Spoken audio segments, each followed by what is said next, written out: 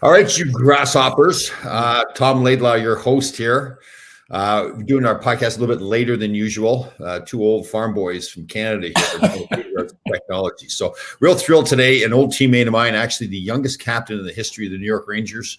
You see him on TV and radio all the time. Dave Maloney is our guest today. David, how are you doing today? Doing well, Tom. Yeah, it's you see those old guy movies, right? And now it's two old guys trying to figure. Well, actually, you're pretty savvy. You're a lot savvier than I am. Was in this process of trying to hook this thing up, but I'm doing great. I have no complaints about anything whatsoever, and all is good. So. Great, excellent. So, Dave, obviously, I think all our listeners and viewers see you on TV all the time.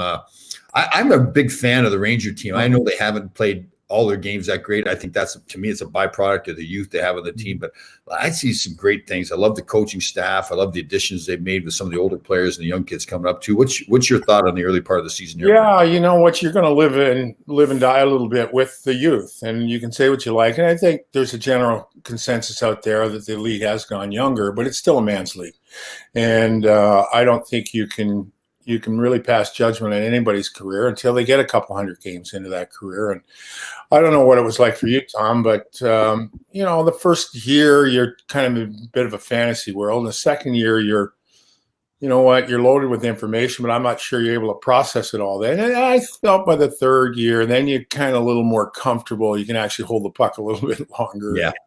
And maybe the kids are different now because I do think they're a little further advanced physically. But I think at the end of the day, it's time. And I do think that we've seen, the cost of youth with a franchise that decided to go that way in February of 2018. But, when I'm asked, my response is usually there's some good things going on here now, but the better's yet to come. It's funny you talk about how it was early in your career. I told a story the other day when hopefully you do not remember this. I hope you don't remember. But my first NHL regular season game was in Boston against the Boston Bruins. And back in those days, as you know, they had Terry O'Reilly and John Wensick and all the heavyweights there. Elsie Ford. Yeah, so I'm a rookie. It's my first NHL game. You've dreamed all your life of getting there. And I remember I've got the puck beside JD to his left. I'm going to fire it around the boards behind the net to get it out of trouble. I banked it right off the back of JD's leg and into our net. And JD looked at me through his mask like, "What are you thinking, you idiot?" And I remember going back to the bench, and it was like one of those things like, "What do you?" There's no teaching moment here. Yeah, right. It was at Coach Stadia, so that was Yeah, those memories are lasting, though, right? I mean, but that's all. That's all part and parcel of the experience. Yeah. If you knew that going in, I mean, what fun would it be? If you knew everything right away, right? Yeah. Now the big question for you is: so you let Chris Katsopoulos and myself rent your apartment in my first year. What were you thinking? Obviously, I wasn't thinking of anything. And I would like to think I was milking you for rent too, and I'm not even sure I thought of that. It's funny. Then when that season was over, I go back to that condominium, like, oh my God, what the hell happened in here? But I'm not going to pass judgment on who it was. No. Kotze. Yeah. And you were although you're a much more refined version than you were at 21, 22 or whatever that was. Thank God. Thank God for that. Real quick, we'll just touch quickly on one more thing in the Rangers. I'm a big fan of Brady Shays, but he's had his struggles both last year and this year, and I think he's a fantastic player. He sat out last night. What's going on with him? Well, I think there's a little bit of a case to be made there about a guy who played and I'm not passing judgment on the U.S. program, right? But I think what happens with a kid that's blessed with a skating ability, I think a lot of times, depending on the coaching along the way, was he ever, forced in a position that he had to kind of think his way through something, right? It's that hockey sense. And I think you're born with hockey sense, although I think it is something over the course of time that if the proper message is sent. So to answer your question, I think he's an NHL defenseman. There's absolutely no question. The difference between being a guy that can be a real force with his skill sets is really how does he process the game? And it's that hockey IQ. And I think that a lot of times that is the discussion when it comes to Brady, the difference between being what his physical skills look like they would afford him the opportunity to be the player he could be. It's just how smart is he? Like how does he process a play? How does he do things? And I often think those guys that were blessed younger with the physical abilities. Now everybody at this level has physical ability, right? And I think to a certain degree, everybody has a hockey IQ. But on the scale of things, that might be something that when Brady goes to process a play, the contra to that it might be Adam Fox when you watch Fox play. And it's too easy to say that he's smart because he went to Harvard, right? But there are a lot of smart guys at Harvard. I'm not sure how many smart hockey players were at Harvard. Big difference. But at the end of the day, Tommy, I like Brady a lot. And also, too, you like his physical things. And I think if he just somehow that it clicks, simple for him is better. And then again, when you're around the puck, you've got to kind of recognize that, you might have to up the battle level a little bit and all that stuff. He'll be back in the lineup. And the Rangers, it's a little bit like Stahl, right? The Rangers need he and Stahl to be better players because they're so young with the other 3 or 4. Yeah. I think with Brady, too, he had that fantastic rookie year. And you wonder, does he think to himself, well, like I can really be a big-time player. I need to make big plays. And to your point, it's a bunch of whole small, like good, small, little decisions. Yeah, there's no question. So I remember talking to him because he came in late in the season. He had a wonderful playoff run, and he was on the power play.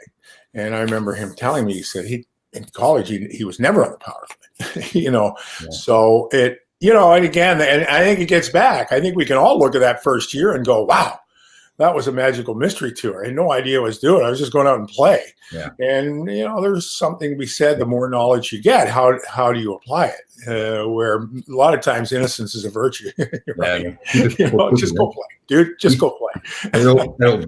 They'll kiss there, right? Keep it simple, stupid. Yeah, exactly. Work for what? Yeah.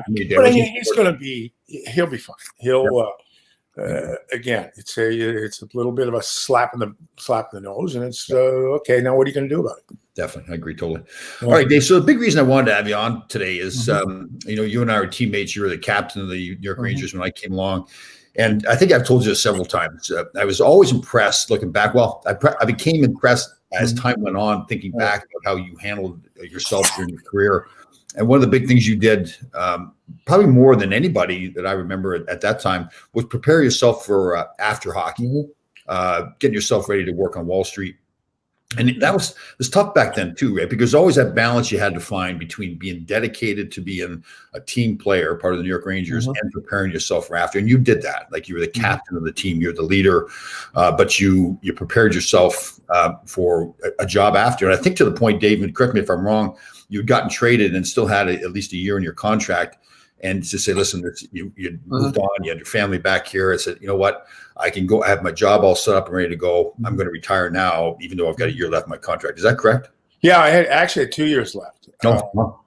So you were asking me on a judgment call why I rented my condominium, you and Kotze. I'm not going to pass judgment on walking away for 2 years now either.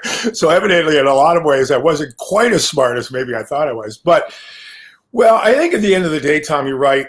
For me, I'll never forget.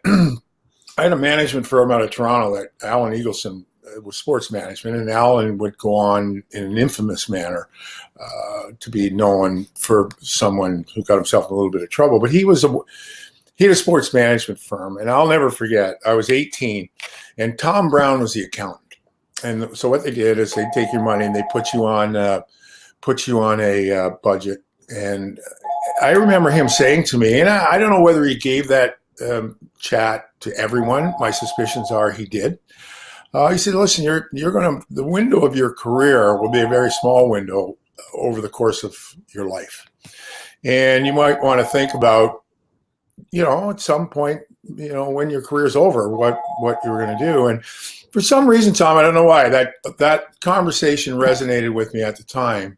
And it would really very much so over the course of my career become more of a factor as it went along. And I think in the end, when I look back on it, I think so my memories, I didn't play, I retired on my own time. Now, at the time, there was a cost, right? Because I remember taking a look at on a relative basis, we were pretty well paid relative to what your dad was making on the farm. My dad was building bridges, you know. But I remember looking at the first paycheck I got from Bear Stearns and going, oh my God, what did I do? But in fairness to the firm, over the course of the year, they did make me whole and kind of invested in me there. So, but the point is, I was able to make the decision. I made the decision. Maybe my game was telling me that, Dave, it's time to move on. And I'll just tell one other story. I know I'm babbling on here, but it's interesting. Carol Vadnais, who, God rest his soul, we both had experiences with Vad. Vad was a bit of a mentor to me. He was a little bit older than I was. And Vad was a great chap. But he was a great chap until he became an assistant coach. And I remember I had a meeting with him in his room in Winnipeg. And he said, you know what? We don't think you can play anymore. I'm like, Vad, you're kidding me, right? And that was the first time. I was probably 28. So that was the first time in my life anybody had ever told me I wasn't good enough to play anymore. And of course, I thought he didn't know what he was talking about. And I don't know whether that seed got planted at that point where then you begin to question, really. You go from, I was a captain for a couple of years, and in those days, I played the power play or kill penalties, play 5-on-5. And now all of a sudden you're somebody who's in the position to pass judgment on who you are. I mean, you're not good enough, So I hung in there for another year and a half. And then for me, I became a bit of an out card in a gin hand, where you're healthy scratch, you go play, then get traded. And at the end of the day, Tom, I know it's cliche, but I always, despite the fits of rage that I would have competitively, I love playing. I love the game. If I could play forever, I would have played forever. I think we all probably would have. Totally. Right? If you could play to the capabilities when you were playing really well. But then I just, decided it was time to go. And I had worked, I'd interned before they even had intern programs at Bear Stearns. And so then I had a choice. And I kind of prepped for that. And that goes back to that conversation I had with an accountant, right? Tom Brown, not the most dynamic personality in the world, but really, he said, you want to give yourself choices. You want to have choices in life that you can command. It sounded pretty good, and that's how it played out. So I remember the last one is I got a call. I got traded in December of '84 to Buffalo. So I got traded to Scotty Bowman, right? So first day at camp in Buffalo in the fall of, I guess that'd be '85, right? I get a call at about 9 o'clock in the morning at my office. Dave, it's Scotty. Hey, Scotty. He said, you coming to camp? Nope. See you later. Yeah. He said, well, good luck. And I said, good luck to you too, Scotty. And we went our separate ways. And that's really how it played out. Wow. Great story. You're being a little humble, though, in my mind. So, because seriously, especially back in those days. Well, I'll tell you a quick story about me. So, I'll give you the contrast between Dave and Tom here. So, the Rangers had started a program back in, I think, the 80s where they would pay for us to go to school, right? So, I grew up on a farm, and I would see all these big trucks come in and take our milk. And we had a dairy farm. You know where I'm going with the story. Great. And so this is how my thought process was. I'd always dreamed of driving those big trucks, but of course you can't just get in one of those trucks and drive. So I saw in the back of one of the local newspapers, there's this truck driving school. So I called up the Rangers and I said, listen, I'm going to go to school. And they're all excited, think I'm going to take some Harvard business classes or go to Yale or something like that. And I said, yeah, I'm going to truck driving school. And I don't think they thought I was serious. I took off for 3 weeks.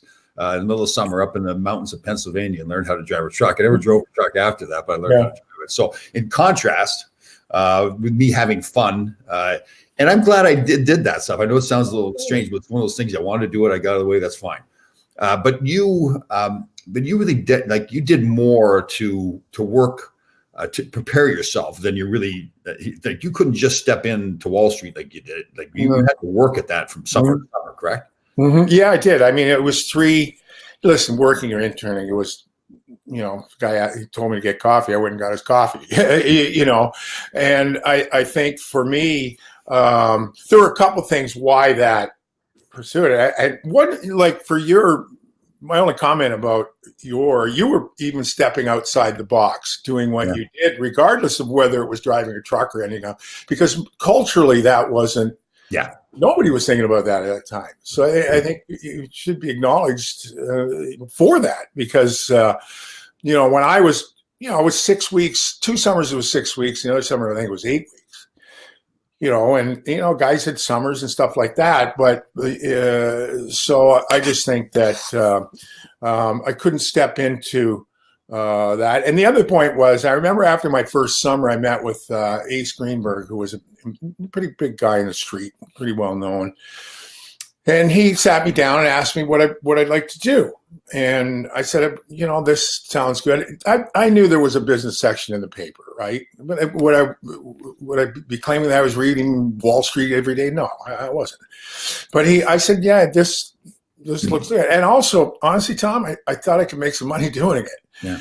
And he said, well, what would you like to do? I said, well, this has worked out quite well this summer. He said, well, listen, when you're done, you have a job. And I said, well, in fairness, I just don't want to be the guy that's going to take clients to play golf or to lunch, to dinner. I'd like to be able to know exactly what's going on in this business. He said, that's fine. That's what you should do. Because the next guy that was a better storyteller, or the next guy that was a better golfer that came along, I'm probably out of a job unless I knew actually how the hell this all worked. And that's how it played out. They sat me with guys that knew the business at that time. And don't get me wrong, I think what our game taught us was our ability to work as part of a team. And I'm quite proud to be a Canadian. I think there's a humility to us. We work hard. I'm not sure we expect a lot, but we expect to be treated fairly. And all those really good kind of hockey things, right, that I look at. And true enough, that's how it worked. And 20 years later, I moved on to the thing I'm in now. And I never in my life thought I'd be around New York as long as I've been, or living in Connecticut, where I've been. I raised 3 families. I'm a grandfather now. We're all here. And it's, wow, how did that all happen? But here we are. The True Grit life that we have is all about dedication, devotion, discipline, all those things. And, I think about you being the youngest captain in Ranger history, the things you've done in your life, playing in the National Hockey League, working on Wall Street, now on TV, national television before with NBC, correct? Years ago. Fox. Yeah. Fox, that's right. So there's like all those qualities that we talk about in True Grit life, that dedication, devotion, discipline. I mean, that applies to you. I mean, to be a captain at 18 years old, correct? Yeah, I was 21. I was drafted at 18, but it was 21. I think so. I mean, like I've had a chance to look back in my life and say, okay, where did my discipline and devotion, dedication from? So I look back to my parents, my grandparents growing up on the farm. You got that stuff in you, Dave. Where'd that come from for you? Well, I think I came from my mother and father, right? I mean, I'm the oldest of 7. And, I think the message I got from my father particularly was, if you're going to do something, prepare, give it your best shot, be able to look yourself in the mirror and say, did you do everything you could? Now, again, I'm looking back now on the perspective of 60. I'm 63 now, right? I'm not sure I could have articulated that process at 18 or 20, but it's a little bit like the Chinese water torture, right? When we're younger, it seeps through. It does. You may not want to acknowledge it, or maybe you do. But I think those are the messages. And I'll never forget, if you take something on, you see it to fruition, right? And for whatever, maybe it was because I was the oldest, but I was always a leader, however that came about, whether it was a class rep or soccer or baseball or whatever it took upon for somehow it ended up that I was the guy that was either a captain or a leader or something like that. And I think those disciplines really that require, and we both come from an environment where hard work is what you do. It's just what you do. It's not a burden. It's how you succeed. And maybe it was the community, part of the community, but my mother and father, then competitively, I was always unbelievably competitive. Honestly, Tom, I never lost. Yeah. And I could see as hopefully I've matured much more, how I vent my frustrations of losing, have taken a little softer look. But I hated to lose. And whatever it took to win, that's what you do. And at the end of the day, if you're going to turn a scoreboard on, you know what? I'm going to do whatever it takes to win. Yeah, and you're always doing it too. And I mean that as a compliment. We have a funny little story between you and I share with people sometimes. We were at a golf tournament up in Mohegan Sun, I think we're at. Yeah. And, it's a charity. It's a nice day. It's a Friday afternoon, whatever. And, I hardly ever golf. So I go out and sit in the car with people, have fun. And Dave was out golfing. And I see Dave walking all by himself. He's walking really, really calm, stoic, walking straight ahead, not talking to anybody. And I'm thinking, Dave's mad. that last shot he took has not gone well. And I said to Dave, Dave, how you doing, bud? And you go, I'm good, Tom. I'm going to go home now. And you just walk away to the car. I could tell that Dave, not gone well. You've gotten mad. And you're like you said, though, you softened at least enough to know that not throw those clubs in the water. I'm going to go home.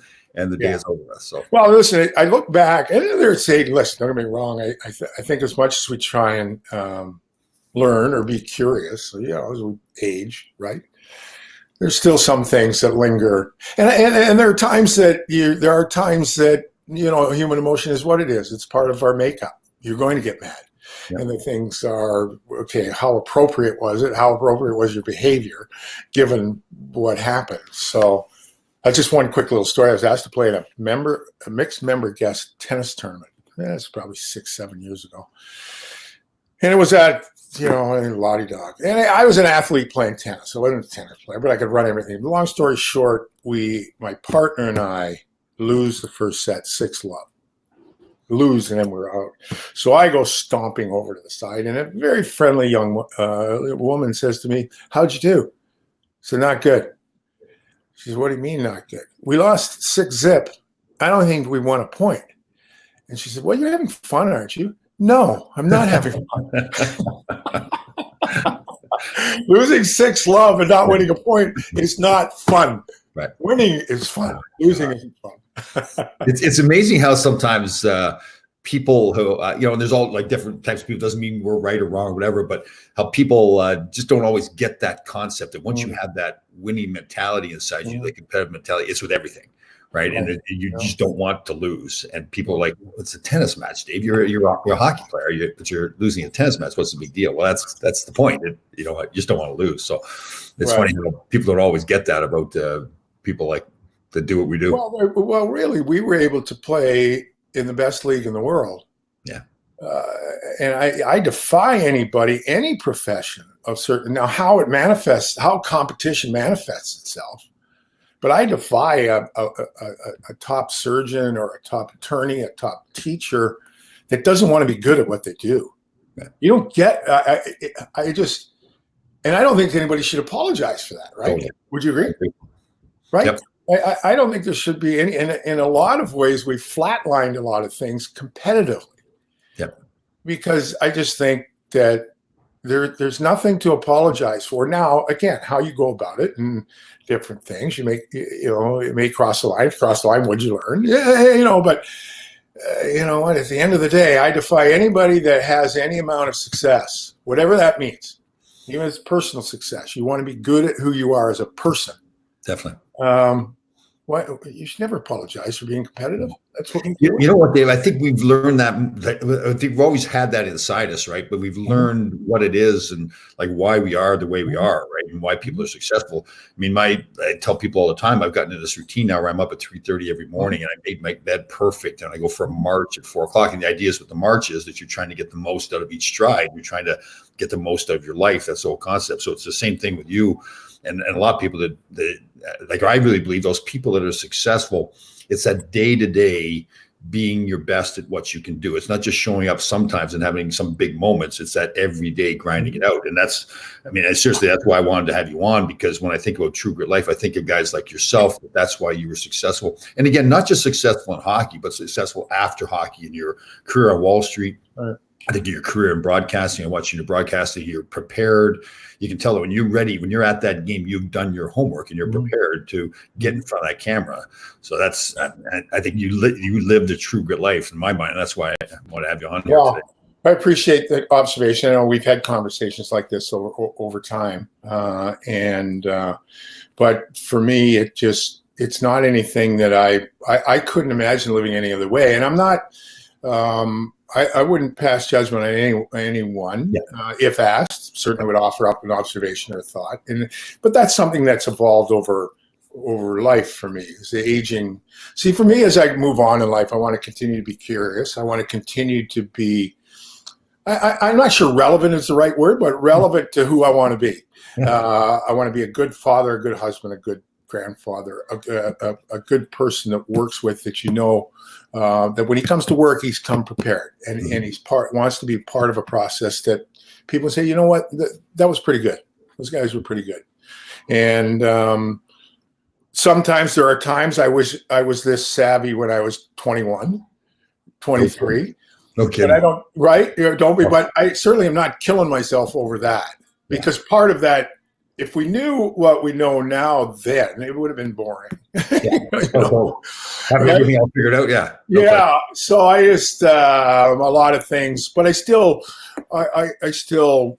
trust the fact that, you know what, whatever I do, I want to be good at. And you know what, Dave, you touched on it there. One of the, not the only, but one of the biggest takeaways for me that I've learned in all my life, and the mistakes I've made and things that have gone well, is that whenever I have gone all out at it, it's much greater chance of being successful. Whenever I have just kind of gone into it like, all right, I'll give this a shot, pretty much guarantee it's not going to work, right? Like you've got to throw yourself in there. You can't be afraid of failure too, right? You're going to throw yourself out there, do something different, get off the fence and do something. You're going to fall on your face sometimes, but it's the ability to understand, okay, I've fallen down. Now I get back up again, right? Well, that's the downside of that life we had young.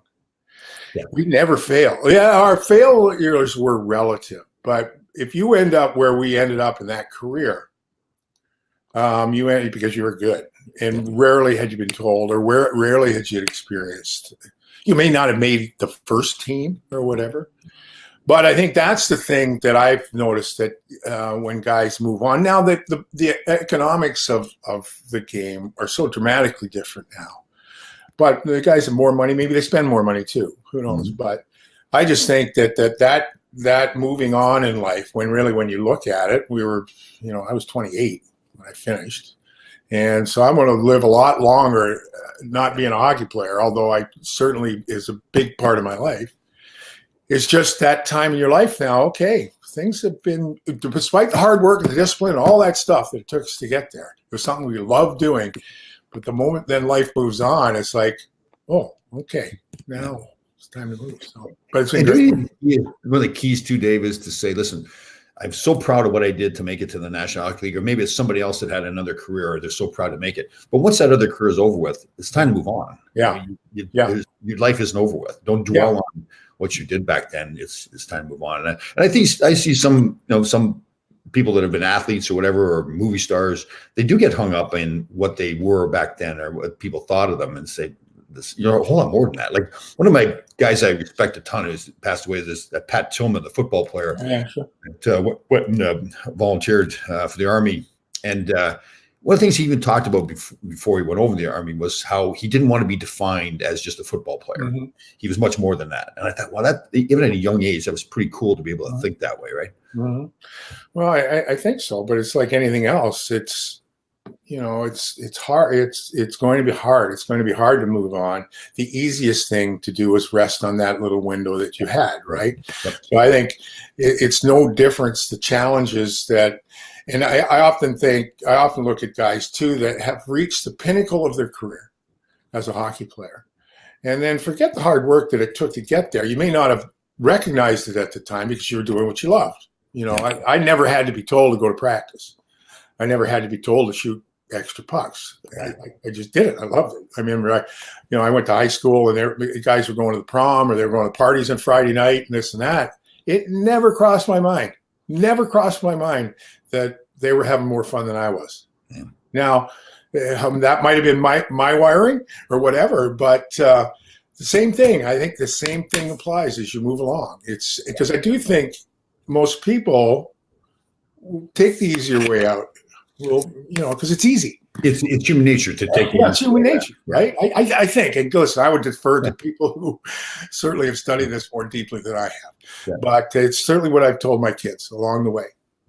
I agree, Dave. When I go and speak to people now, especially young kids, that's what I try to say to them. Listen, don't follow the crowd. I know it's so easy, and we've all fallen into that trap, right? To where it's easy to follow the crowd. If you really want to be great at something, you have dreams. Don't ask for permission to follow your dreams. Don't hope that everybody else is going to understand. Because in a lot of cases, if you have big dreams, people won't understand why you're doing what you're doing, right? You got to be strong enough inside to just go ahead and do it and follow your dreams. Well, listen, it's been fantastic having you on. Great job. And like I've told you, I admire you a ton for what you've done in the past with your life and how you prepared yourself and what you are now. So it's been a thrill having you on. Well, have you on again. Honestly, Tom, I know this is like we're like blood brothers here, but listen, you deserve acknowledgement too for. And I do remember Tommy Laidlaw saying, you know what I'm going to do is I'm going to drive a truck. That's what I want to do. I want to drive one of those big semis. And again, it's credit. So we're both here kind of, I won't speak for you, but I appreciate every day. And I wonder, man, how the hell did I get here? And I'm still. Yeah. Don't get one thing way. So, isn't that true? Somebody told us we were 8 years old that we were going to have the life that we've had. Yeah, good stuff, right? Well, keep up the good work, bud. We'll see you down the trail sometime. All right, guys. Great talking to you, Dave. See you guys.